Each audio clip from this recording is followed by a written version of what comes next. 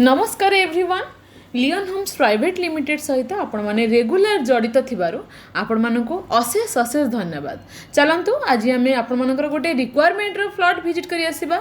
बहुत दिन हबा आपण माने पोखरीपुट एरिया रे गोटे प्लॉट को अपेक्षा करथिले। आज आम चलंतु सेही पोखरीपुट रे गोटे घरबाड़ी plot that to be east facing रो प्लॉट विजिट करी आसीबा। नमस्कार। भुवनेश्वर खंडगिरी छक आपण माने जानिचंती लेफ्ट हैंड साइड रे रहिला खंडगिरी पुलिस स्टेशन स्ट्रेट गले टुवर्ड्स खोर्धा। आमर डेस्टिनेशन लेफ्ट हैंड साइड रे टुवर्ड्स पोखरीपुट। एई पोखरीपुट रोड रे आमे किछि बाट आसिला परे खंडगिरी रो नेक्स्ट स्टॉपेज बा नेक्स्ट ट्रैफिक होची जागमरा ट्रैफिक।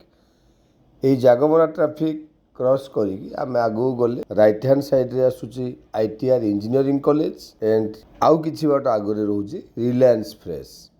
एई Reliance fresh row right side area हमरो ताळबणिया छक बा गंडमुंडा एरिया आमे जिबा स्ट्रेट टुवर्ड्स पोखरीपुट। एई पोखरीपुट रोड रे लेफ्ट हैंड साइड रे बहुत बड़ पार्क जोटा कि मधुसूदन पार्क कहले भी समस्ते जानुचंती। ये मधुसूदन पार्क क्रॉस कला परे नेक्स्ट आमर जो स्टॉपेज आसुची सेटा हला पोखरीपुट रो गोले छक। लेफ्ट हैंड साइड रे रहिला पेट्रोल पंप बा कारगिल रोड आमे जिबा स्ट्रेट टुवर्ड्स डीएवी स्कूल। देखंतु आगरे ओवरब्रिज आमे जदी ओवरब्रिज ऊपर जाई थांते ताहले लिंगराज स्टेशन भीमटांगी ए सब एरिया को रास्ता बट ओवरब्रिज रो राइट हैंड साइड रे सर्विस रोड रे आमे जाउचंती। किछि बाट परे देखंतु राइट हैंड साइड रे गोटे चौड़ा ब्लैक टॉप रोड। ए रोड रे एंट्री करू करू लेफ्ट हैंड साइड रे जो बिल्डिंग दिसुची सेटा हला डीएवी स्कूल रो बिल्डिंग। बहुत पॉपुलर लैंडमार्क। पोखरीपुट रे जेतेबेले किछि डेवलप हेई नथिला सेही समय रु डीएवी स्कूल ऑलरेडी स्टार्टेड। ए डीएवी स्कूल क्रॉस कला परे से लेफ्ट हैंड साइड रे रहिला केंद्रीय विद्यालय बा सेंट्रल स्कूल। ए डीएवी स्कूल बा सेंट्रल स्कूल एपट एरिया रो डिमांड बहुत अधिक।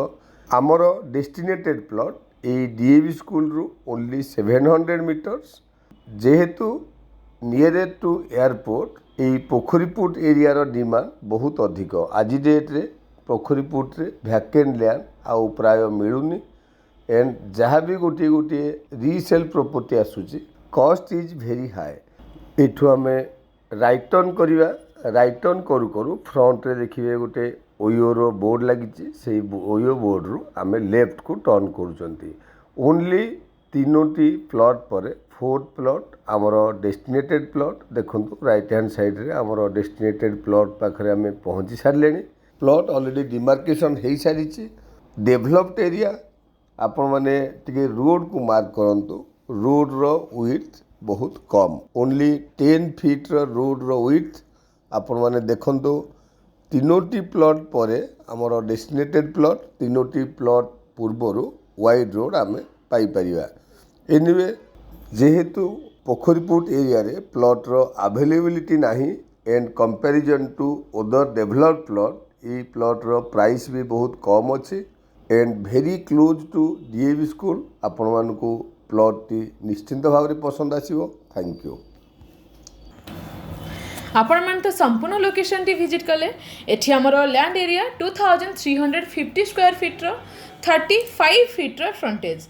जेमिति मु कहली आपण मानकर रिक्वायरमेंट रो ईस्ट फेसिंग रो प्लॉट प्राइस होची पर स्क्वायर फीट 4500 रुपीज। आपण मान तो जानि थिबे पोखरीपुट एरिया रे प्राइस रो हाइक बहुत जल्दी होची बट आमो प्राइस निहाती आपण मानको पॉकेट फ्रेंडली हबो। आपण डेरी न करी लोकेशन टी को विजिट करंतु। तळे था नंबर रे इनक्वायरी पई कांटेक्ट करंतु। चैनल को सब्सक्राइब करे नियंतु।